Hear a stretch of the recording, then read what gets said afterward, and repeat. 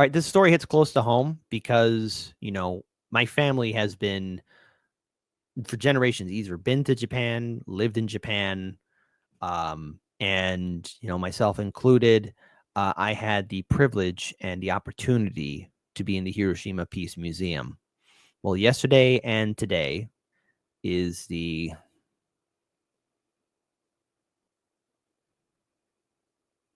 80th remembrance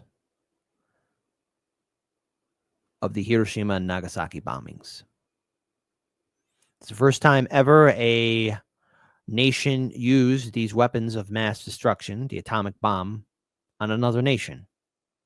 And may it never happen again. But by doing so, we open up the Pandora's box for far more devastating weapons that are in the hands of other global superpowers, in which we have them pointed at each other's capitals, major cities. It doesn't have to be this way. I walked through the Peace Museum. It changed me. And I hope all of you have the privilege to see it too. And Hard Lens Media, we actually did a video. Well, it was only exclusive on Patreon, but enough of you, my patron. So everyone thank my patron supporters who said, Kit, you need to make this video available for everyone to see. And so I listened. And so I re-uploaded it, gave in my 2 cents, gave in my perspective. And it's a video. There's no commentary in it. But it is a video that shows the artifacts, the pictures, the drawings, the statements of the survivors of Hiroshima. I saw it firsthand, and it affected me in ways in which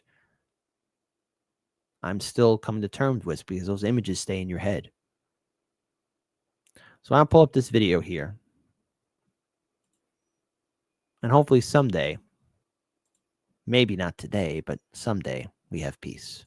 It's been 80 years since the United States dropped atomic bombs over Hiroshima and Nagasaki. Today, a silent prayer was held and memorial services too to mark those attacks, which brought a scale of destruction the world had never seen. They also brought an end to World War II. And in Hiroshima 2 years ago, I had the privilege of speaking with one of the survivors who experienced it all.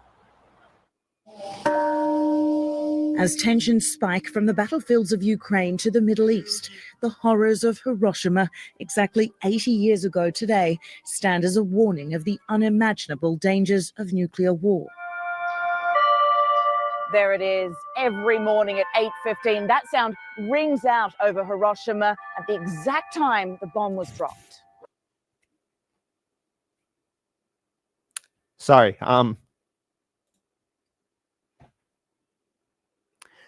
in the video, you're going to see the images of the kids too. And I just think of like my nephews or nieces. And it'll if you walk there, it's going to hit you. I don't care how tough you are. Now, maybe, hey, look, I'll be the first one to say I'm not a tough guy. I'm not a tough guy. I'm not a brave guy. Not brave, not tough. And that broke me. Maybe some of you are stronger than me, and there's a good chance, but 8:15 in the morning.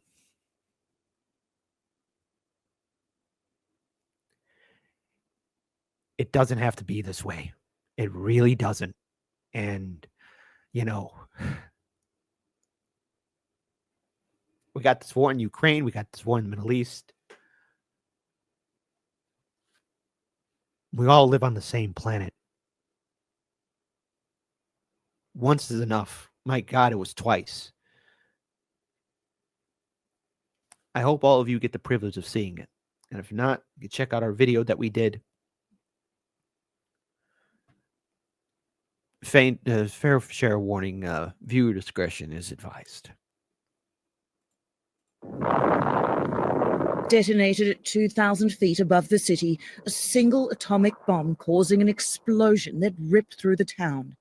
Город Hiroshima. Destroying everything within a half-mile radius, an intense fire swallowing up the city, burning all day long and claiming at least 100,000 lives, some estimates even higher.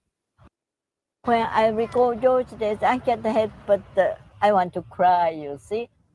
In Hiroshima 2 years ago, I met Kiko Ogura. She was just 8 years old when the bomb was dropped, but the memories of that day remain hauntingly vivid. Of course, I remember the flash. First, there was bright flash, wind, like a typhoon or tornado, you know. When I opened my eyes, I was surprised because everywhere was just dark. And then no sound, I remember. Now 88 years old, Ogura makes it her mission to share her story so others won't forget the horrors of nuclear war. I first sensed burnt hairs, very bad smell. Their skin was hanging down from the tip of their finger and coming like a ghost or a zombie or something, burned hair, coming to my area, and they started to die. Ogura tells me how she met a 6-year-old Ukrainian girl at the Peace Museum. She could see how that little girl's innocence had also been lost by the brutality of war. She was so much interested in dead body. Is he dead or is she dead? Is it a man? And she said, oh, like Ukraine. Like Ukraine. She will continue this bad memory forever, like I have still now. Near the center of the blast stands the iconic atomic dome, the ruins of a former exhibition hall, the only structure that survived the explosion. You know, when I went there, and the video, I actually capture it, but I wish I had a better angle. In that building, there was a single flower growing in the middle of it. And right there was a little cat.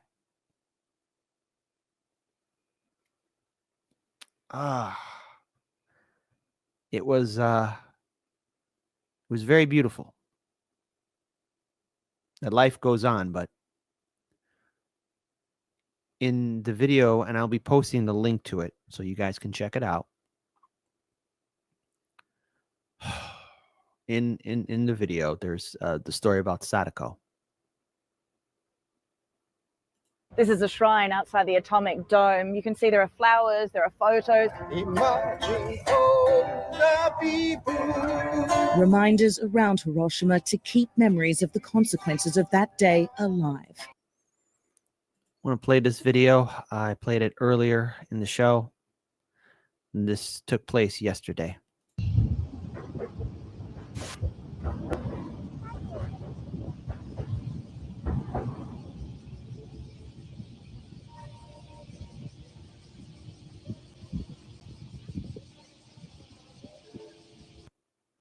And that's the building.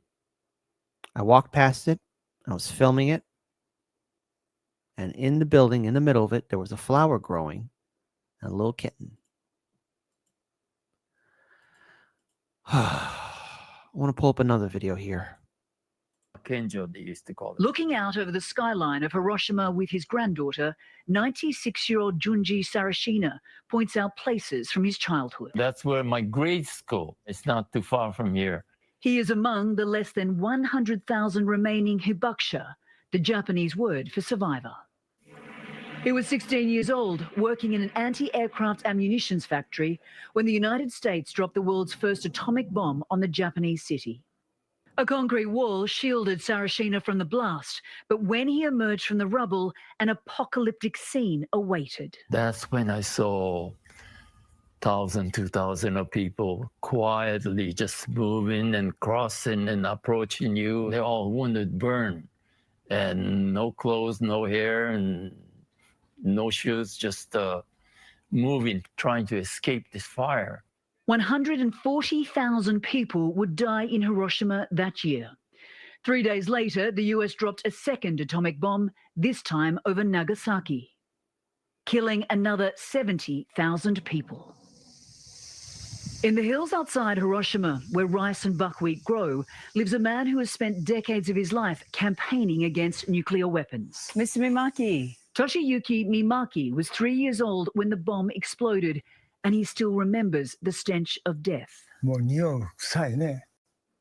Last year, his organization Nihon Hidankyo, Survivors of the Atomic Bombings, won the Nobel Peace Prize. Wow. But he fears with more than 12,000 nuclear weapons in the world today, their activism is more critical than ever. I want people all over the world to know that nuclear weapons and humanity cannot coexist. And that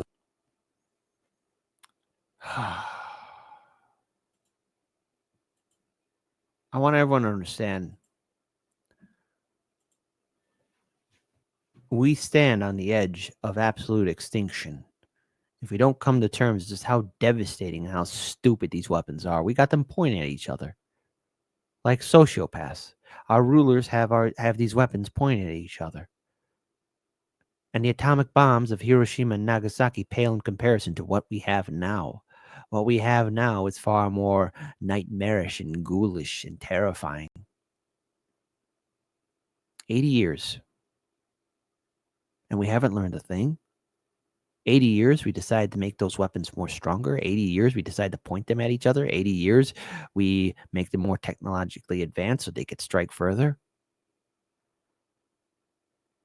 When we entered into the atomic age, we brought forth man-made terrors, and now those weapons look like there's just somebody ready to push that red button and wonder, gee, what does this do? But I can assure you that once that button is pushed, those doors are closed. There is no great recovery. There won't be a rebuild. There won't be fun adventures in Atomic Wasteland. It'll be the absolute extinction of mankind. We're better than this, folks. But the people who rule over us are not.